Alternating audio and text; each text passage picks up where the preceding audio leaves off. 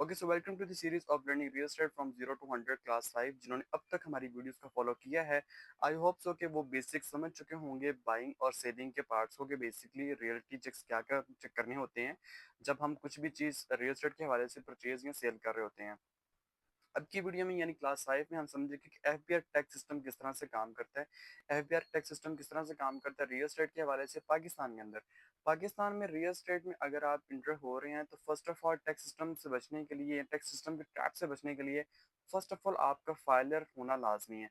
क्योंकि फाइलर अगर आप हैं तो गवर्नमेंट ऑफ पाकिस्तान की तरफ से बहुत सारे बेनिफिट्स आपको बेसिकली मिल जाते हैं जो कि नॉन फाइलर को नहीं मिलते। इनफैक्ट उस पर उल्टा प्लेंटी पड़ जाती है। तो फर्स्ट ऑफ ऑल एफबीआर का टैक्स सिस्टम है वो तीन टैक्सेस में काम करता है। फर्स्ट ऑफ ऑल आता है एडवांस टैक्स परचेज, जो कि बायर पे करता है बेसिकली। सेकंड आता है सीजीटी कैपिटल गेन टैक्स, और थर्ड आता है deem income tax.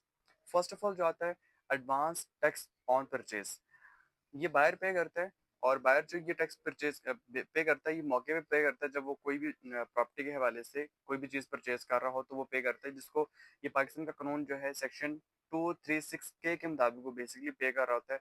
End of course filer के लिए कम टैक्सेस होते हैं, नॉन फाइलर के लिए ज्यादा टैक्सेस होते हैं। एंड सेकंड आता है सीजीटी यानी कि कैपिटल गेन टैक्स। ये पाकिस्तान के सेक्शन 237 के मुताबिक बेसिकली पे करना होता है सेलर ने, जो कि सेल कर रहा है। अब वो डिपेंड करता है कि वो फ्लिपिंग में सेल कर रहे हैं या होल्डिंग में सेल कर रहे हैं। फ्लिपिंग और होल्डिंग अगर आपने फर्क समझना है तो एपिसोड 4 देख सकते हैं, उसमें हमने फ्लिपिंग और होल्डिंग को बहुत वजाहत से बयान किया था। होल्डिंग में बेसिकली एफबीआर आपको बहुत ज्यादा टैक्स की माफी दे देता है, या एक तरह से आप कह लें कि ऑलमोस्ट जीरो टैक्स हो जाता है जितना ज्यादा आप होल्ड करके प्रॉपर्टी को सेल कर देते हैं। अगर आप फ्लिपिंग कर रहे हैं यानी कि आपने कोई भी फाइल या घर आपने परचेज किया और एक साल के अंदर अंदर आप उसको सेल आउट कर रहे हैं, तो एफबीआर का टैक्स बहुत ज्यादा मैक्सिमम अप्लाई होता है।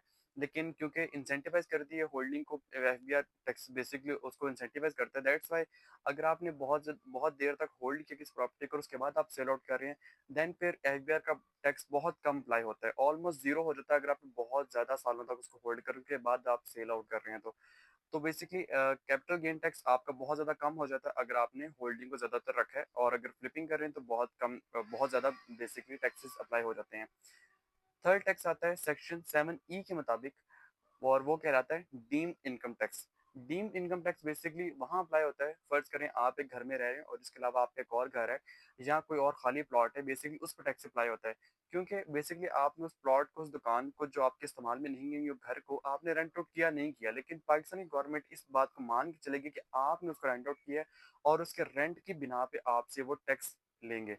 आपने उसका रेंट आउट किया नहीं किया वो आप पे डिपेंड करता है, वो आपका फॉल्ट है। लेकिन गवर्नमेंट ऑफ पाकिस्तान ये मान के चलती है कि आपने उसका रेंट आउट किया और आपके उस रेंट आउट के प्रॉफिट की बिना पे वो आपसे सेक्शन 7E के मुताबिक डीम इनकम टैक्स चार्ज करती है। करंटली 2026-27 का जो बजट आया है बेसिकली, उसमें अच्छी बात यह है कि फाइलर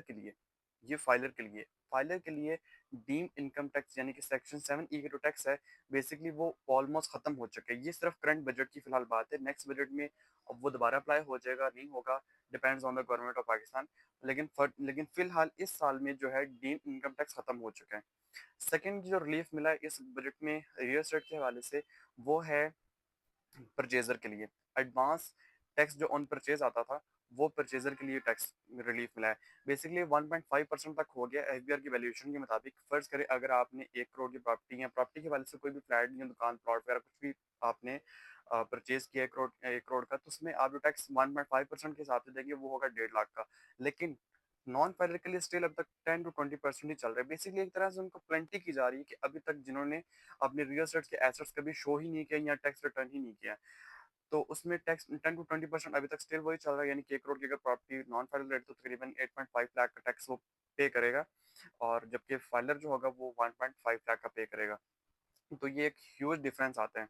इसलिए फाइलर, मैंने जैसे वीडियो के स्टार्टिंग में कहा कि फाइलर होना आपका बहुत ज्यादा लाजमी अगर आप पाकिस्तान में रियल एस्टेट के हवाले से बिजनेस करना चाहते हैं, क्योंकि गवर्नमेंट ऑफ पाकिस्तान फाइलर को बहुत ज्यादा फैसिलिटेट करती है। इसके अलावा अभी इस बजट में सेलिंग पे भी बहुत ज्यादा टैक्सेस की रिलीफ मिली है। यानी कि सेलर को भी अगर आप कोई भी प्रॉपर्टी सेल आउट कर रहे हैं तो उसमें 2.75% टैक्स आपको पे करना पड़ेगा, जबकि ये सिर्फ फाइलर के लिए, नॉन फाइलर के लिए ऑफ कोर्स अगेन मैसिव है। इसका 2.75% का डबल इसको पे करना होगा, या फिर इससे भी ज्यादा एफबीआर अपनी वैल्यूएशन के मुताबिक आपसे चार्ज कर सकती है। सो पाकिस्तान में अगर आपने रियल एस्टेट में 20 लाख की करनी है या 22 लाख की या 2 करोड़ की भी चाहे आपने करनी है, रियल एस्टेट में एंटर करने हैं या इन्वेस्टमेंट करनी, तो फाइलर होना आपका बहुत ज़्यादा लाज़मी है। इसके अलावा आपकी कोई भी प्रॉपर्टी है या कोई भी आपका प्लॉट है, कुछ भी है, पाकिस्तान में 3 वैल्यूएशंस के हिसाब से चलती है। मार्केट प्राइस, उसके अलावा एफबीआर रेट और डीसी रेट। और मार्केट रेट यानी कि 3 रेट्स बेसिकली होते हैं। डीसी रेट बेसिकली वो होता है डिप्टी कमिश्नर रेट, यानी कि आपकी ज़िले गवर्नमेंट जो है वो किसी भी आपके लोकल ज़मीन को एक मुख्तस रेट दे देती है। उस रेट के मुताबिक जब आप सेल या परचेज करते हैं उस ज़मीन को, तो उसके मुताबिक ही आपसे टैक्स जो है कैलकुलेट किया जाता है। इसके अलावा एफबीआर की एक अपनी रेट वैल्यूएशन होती है। वो रेट वैल्यूएशन अप्लाई होती है बेसिकली मेजर सिटीज़ पे, लाइक कराची, लाहौर, इस्लामाबाद, रावलपिंडी एटसेट्रा, ताकि रियल जो रियल वर्ल्ड के नंबर्स हैं बेसिकली उसके मुताबिक कैलकुलेशन की जो टैक्स की, यानी कि जो इंटरनेशनल टैक्स नंबर चल रहे हैं रियल एस्टेट के हवाले से, उसके मुताबिक बेसिकली ये वैल्यूएशन निकाली जा सके। तो एफबीआर की रेटिंग की जो वैल्यूएशन होती है वो डीसी से काफ़ी ज़्यादा डिफरेंट होती है और हाई होती है। उसके बाद आता है third, market rate. Market rate basically असल वैल्यूएशन होती है किसी भी प्रॉपर्टी की, और मार्केट रेट में मैक्सिमम होते हैं फ्लैट्स, घर और जो रेजिडेंशियल प्लॉट्स वगैरह होते हैं, इन पे एफबीआर की रेटिंग बेसिकली अप्लाई नहीं होती है। ये अब एफबीआर की रेटिंग से बेसिकली दूर होते हैं, यानी कि उसमें एफबीआर की रेटिंग अप्लाई नहीं होती, उसमें मार्केट की एक्चुअल वैल्यू ही अप्लाई हो रही होती है। तो मार्केट की एक्चुअल वैल्यू बेसिकली इसमें अप्लाई होती है। सो दैट्स व्हाई इसके जो रेट्स हैं लाजमी एफबीआर और डीसी से बहुत ज़्यादा हाई होते हैं, और यही बेसिकली एक्चुअल प्राइस होती है। और इसी में बायर हो या परचेजर हो वो अपना प्रॉफिट जनरेट कर रहा होता है। अगेन मैं थोड़ा समराइज कर देता हूँ। 3 पाकिस्तान के मेन टैक्सेस हैं: advance tax on purchase, CGT, capital gain tax और deem tax. Advance tax on purchase Pakistan के कानून के सेक्शन 236 के मुताबिक, उसके अलावा सीजीटी पाकिस्तान के सेक्शन 237 के मुताबिक, और डीम इनकम टैक्स पाकिस्तान के 7 ई के मुताबिक, सेक्शन 7 ई के मुताबिक बेसिकली चार्ज होते हैं। ये जो टैक्सेस आपके, ये मेन 3 टैक्सेस हैं। 3 तरह के मार्केट रेट्स होते हैं, 3 तरह की मार्केट वैल्यूएशन होती है। एक डीसी रेट, एफबी रेट और मार्केट रेट। डीसी रेट सबसे कम, एफबी रेट थोड़ा उससे ज्यादा, और मार्केट रेट जो एक्चुअल प्राइस होती है वो सबसे ज्यादा होती है। इसी में प्रॉफिट जनरेट किया जाता है बायर या सेलर की तरफ से। एंड हमने तीनों को डिस्कस किया है। इसके अलावा हमने जो 3 मेन टैक्सेस हैं रियल एस्टेट के, जो गवर्नमेंट पाकिस्तान अप्लाई करती है पाकिस्तान के अंदर रियल एस्टेट में, वो हमने तीनों डिस्कस किए हैं। करंटली बजट के अंदर पाकिस्तान के रियल एस्टेट को क्या क्या रिलीफ हासिल हुआ है, हमने उसको भी डिस्कस किया है। हमने जो बेसिक एफबीआर के जो टर्म्स एंड कंडीशंस हैं उसको बेसिकली हमने इसमें डिफाइन किया है। आई होप सो आपको ये वीडियो बेहतर लगी हो। मिलते हैं नेक्स्ट एक बेहतरीन वीडियो में क्लास 6 में।